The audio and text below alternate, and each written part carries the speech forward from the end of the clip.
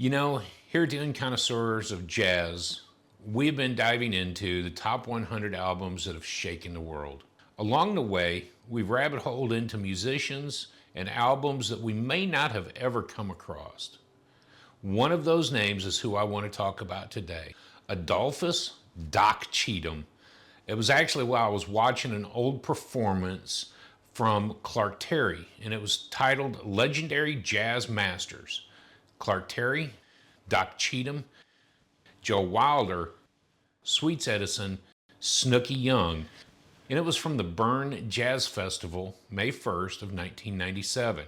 I'll put a link right above me so that y'all can go back and watch that as well. Adolphus Doc Cheatham.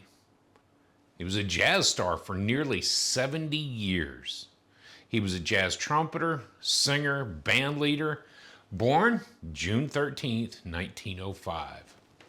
Doc, of course, has mentioned that there was no music for him to listen to in his youth, like many in 1905, but he was first introduced to jazz by early recordings and, of course, the touring groups at the end of the 1910s. Doc has mentioned that his earliest influences included Henry Boosie and Johnny Dunn.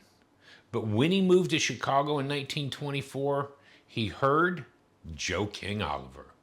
Oliver's playing was a revelation for young Cheatham, who followed him around town, and it was noted that later received a mute from King Oliver, which he carried for the rest of his life. And then a further revelation came in the year of 1925 when Louis Armstrong returned to Chicago.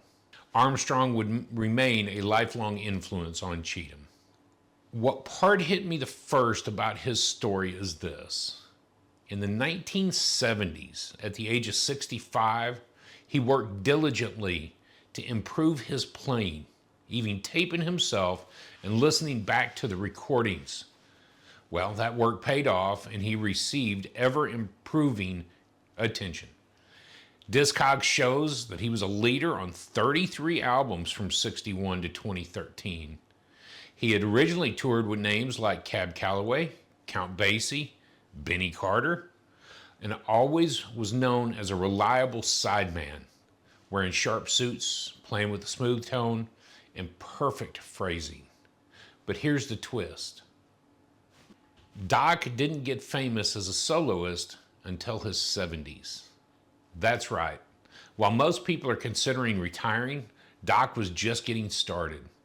He began practicing harder than ever, recording solo albums and performing worldwide into his 90s. His tone, clear and lyrical. His style was always swinging. His spirit, obviously unstoppable. Doc showed the world that jazz isn't about being the fastest or flashiest. It's about telling your story, note by note. And it's never too late to find your voice.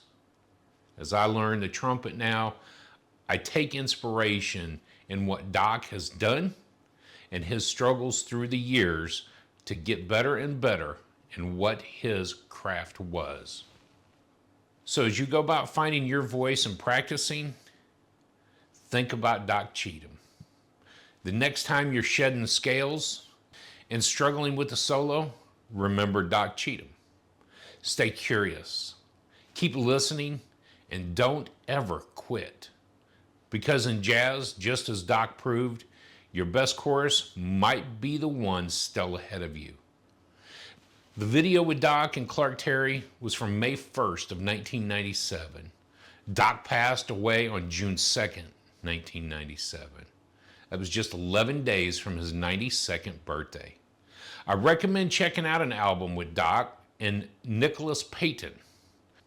In 1998, he posthumously won a Grammy Award for Best Improvised Jazz Solo for Stardust on the CD, Doc Cheatham and Nicholas Payton. What's even more interesting is I'm digging into the story of the giant of jazz. I look over at the June cover of Downbeat magazine and see none other than Theo Croker, a jazz trumpeter, composer, producer, and vocalist who just happens to be the grandson of Doc Cheatham. Check out Downbeat Magazine's article on Theo Croker, a brilliant trumpet musician, composer, and arranger. But I just had to tell you the story after seeing this two collide. I feel extremely privileged to have the honor of presenting to you, the world's greatest jazz festival audience, the gentleman who is the most highly respected, and I don't think there's ever been a jazz trumpet player who has been on the scene as long as this gentleman. He's revered, he's loved by everyone. We'd like now to present to you the gentleman whom, when I grow up, I want to be just like Adolphus Doc Cheatham.